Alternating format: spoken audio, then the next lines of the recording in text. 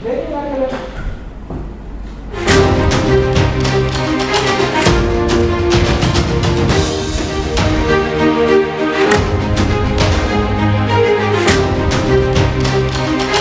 గురించి మీరేమనుకుంటున్నారు? మీ అభిప్రాయాన్ని కమెంట్ బాక్స్లో తెలియచేయండి. కవిత మాట్లాడిన మాటలు నేను ఒక్కొక్కటి చెప్తూ ఉన్నాను. కేసీఆర్కు నోటీసులు ఇస్తే ట్విట్టర్లో స్పందిస్తే సరిపోతుందని కవిత అంటూ ఉన్నారు. కేసీఆర్కి కాళేశ్వరం ప్రాజెక్టు గురించి నోటీసులు ఇచ్చారు. ఆ నోటీసులు ఇస్తే ట్విట్టర్లో స్పందిస్తే సరిపోతుందని కవిత అంటూ ఉన్నారు. అంతేకాదు కవిత ఒక వార్నింగ్ కూడా ఇచ్చారు, నేను అసలే మంచిదాన్ని కాదు అని.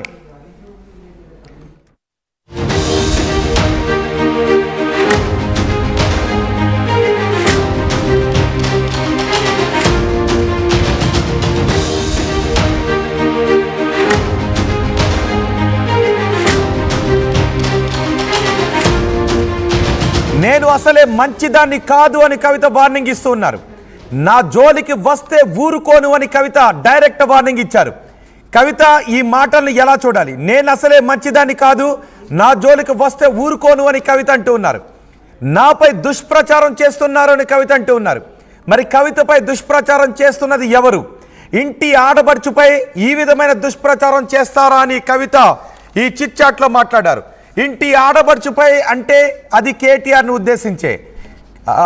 కేటీఆర్కే కవిత ఆడబడుచు అవుతారు కాబట్టి ఇంటి ఆడబడుచును ఉద్దేశించి బయట సోషల్ మీడియాలో నాపై పిచ్చి రాతలు రాయిస్తున్నారంటూ కవిత మాట్లాడారు. బీఆర్ఎస్ నేతలు ఎందుకు స్పందించరు అని కవిత ప్రశ్నిస్తూ ఉన్నారు. వర్కింగ్ ప్రెసిడెంట్గా చేయాల్సిన పనులు ట్విట్టర్లో పనిచేస్తే సరిపోతుందని కవిత అన్నారు. సరిగ్గా ఈ మాటలు డైరెక్ట్గా కేటీఆర్ పైనే అటాక్ చేశారు కవిత. వర్కింగ్ ప్రెసిడెంట్ పైనే కేటీఆర్ పైన కవిత అటాక్ చేశారు. వర్కింగ్ ప్రెసిడెంట్గా చేయాల్సిన పనులు ట్విట్టర్లో పనిచేస్తే సరిపోతుందంటూ కవిత కేటీఆర్ను ఉద్దేశించి మాట్లాడారు. నా పార్టీ బీఆర్ఎస్ అని కవిత అంటూ ఉన్నారు. కాంగ్రెస్ మునిగిపోయే నావు అని కవిత అంటూ ఉన్నారు. బీఆర్ఎస్తో ఒక్కడే నాయకుడు ఉన్నారు, బీఆర్ఎస్లో ఒక్కడే నాయకుడు అని కవిత అంటూ ఉన్నారు. ఇంకెవరి నాయకత్వాన్ని నేను అంగీకరించను అని కవిత అంటూ ఉన్నారు. అంటే కేసీఆర్ నాయకత్వాన్ని తప్ప ఏంటి? ఒక బయట ఉంది, ఆ బయట చూద్దాం. ఎస్, గతంలో ఆర్టీవీ విషయాన్ని చెప్పింది. గతంలో ఆర్టీవీ ఏం చెప్పిందో ఒక్కసారి ఇప్పుడు మనం చూద్దాం. గుండె నిబ్బరం చేసుకుని వినండి.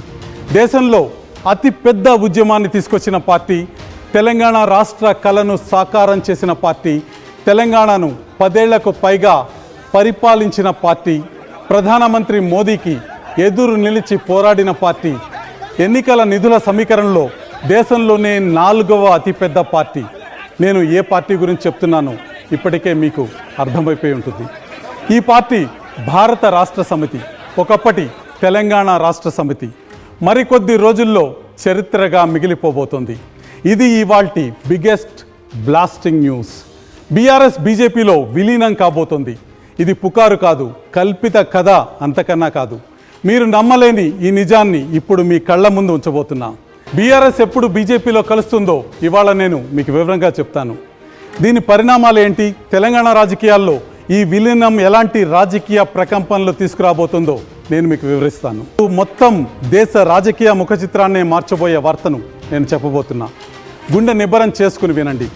దేశంలో అతి పెద్ద ఉద్యమాన్ని తీసుకొచ్చిన పార్టీ, తెలంగాణ రాష్ట్ర కళను సాకారం చేసిన పార్టీ, తెలంగాణను 10 ఏళ్లకు పైగా పరిపాలించిన పార్టీ, ప్రధానమంత్రి మోదీకి ఎదురు నిలిచి పోరాడిన పార్టీ, ఎన్నికల నిధుల సమీకరణలో దేశంలోనే 4వ అతిపెద్ద పార్టీ.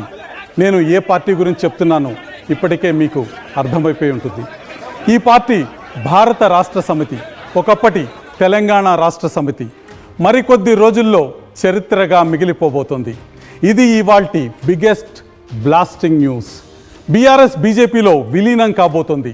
ఇది పుకారు కాదు, కల్పిత కథ అంతకన్నా కాదు. మీరు నమ్మలేని ఈ నిజాన్ని ఇప్పుడు మీ కళ్ళ ముందు ఉంచబోతున్నా. బీఆర్ఎస్ ఎప్పుడు బీజేపీలో కలుస్తుందో ఇవాళ నేను మీకు వివరంగా చెప్తాను. దీని పరిణామాలు ఏంటి, తెలంగాణ రాజకీయాల్లో ఈ విలీనం ఎలాంటి రాజకీయ ప్రకంపనలు తీసుకురాబోతుందో నేను మీకు వివరిస్తాను.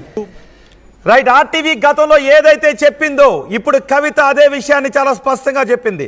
గతంలో ఆర్టీవీ ఈ విషయాన్ని చెప్పినప్పుడు ఇది పుకార్లు కాదు, పక్కా ఇన్ఫర్మేషన్, మా దగ్గర ఉన్న పక్కా ఇన్ఫర్మేషన్ అని చెప్పాం.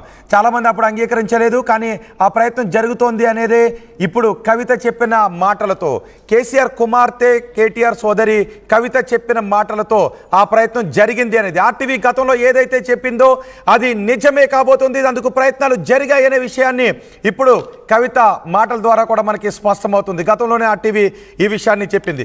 పార్టీ చీఫ్ కేసీఆర్ కేటీఆర్ లక్ష్యంగా కామెంట్స్ చేశారు.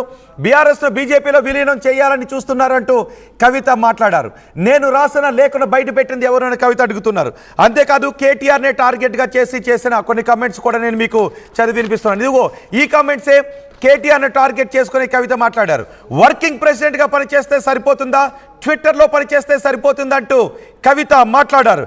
పార్టీ కోసం నా రక్తాన్ని దారబోసాను అని కవిత అంటూ ఉన్నారు. నా రక్తాన్ని దారబోసాను కానీ నన్ను పట్టించుకోవడం లేదు అనే ఆవేదన కవిత వ్యక్తం చేస్తున్నారు. కవిత ఇంకేం మాట్లాడారో నేను మీకు చెప్పబోతున్నాను. అమెరికాలో సెలబ్రేట్ చేసుకునే అంత ఏం చేశాము అని అంటున్నారు. అమెరికాలో రజతోత్సవాలను జరుపుతూ ఉన్నారు. ఆ రజతోత్సవాల సభ గురించి కూడా కవిత మాట్లాడారు. అమెరికాలో సెలబ్రేట్ చేసుకునేంత మనం ఏం చేశాము, మీరేం చేశారు అంటూ మాట్లాడుతున్నారు.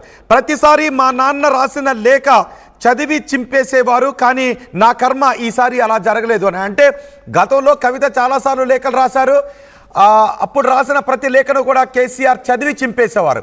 కానీ ఈసారి రాసిన లేఖను కేసీఆర్ చింపలేదు, నా కర్మ అంటూ ఆమె మాట్లాడారు. నా కర్మ ఈసారి అలా జరగలేదు అని అందుకంటూ ఉన్నారు. ఆ లేఖను బయట పెట్టిన గ్రీకు వీరుడు ఎవరు, లీకు వీరులు ఎవరు అంటూ కవిత మాట్లాడుతూ ఉన్నారు. నన్ను తట్టుకోవాలి అంటే దమ్ముండాలి అని కవిత మాట్లాడుతూ ఉన్నారు.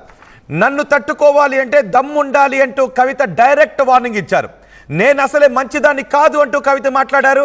నన్ను తట్టుకోవాలి అంటే దమ్ముండాలి అని కవిత మాట్లాడారు. అంతేకాదు పార్టీని నడిపించడం చేత కాకుండా, పార్టీని నడిపించడం చేత కాని వారు నా పైన కుట్రలు చేస్తున్నారంటూ కవిత మాట్లాడారు.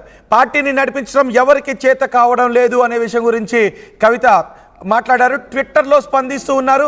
వర్కింగ్ ప్రెసిడెంట్ సరిగా పనిచేయడం లేదు, వర్కింగ్ ప్రెసిడెంట్ అంటే ట్విట్టర్లో స్పందిస్తారంటూ కవిత ఈ మీడియా చిట్చాట్లో చాలా సంచలన వ్యాఖ్యలు చేశారు. మీరు మీడియాతో మాట్లాడితే నేను మాట్లాడుతా అంటూ ఉన్నారు.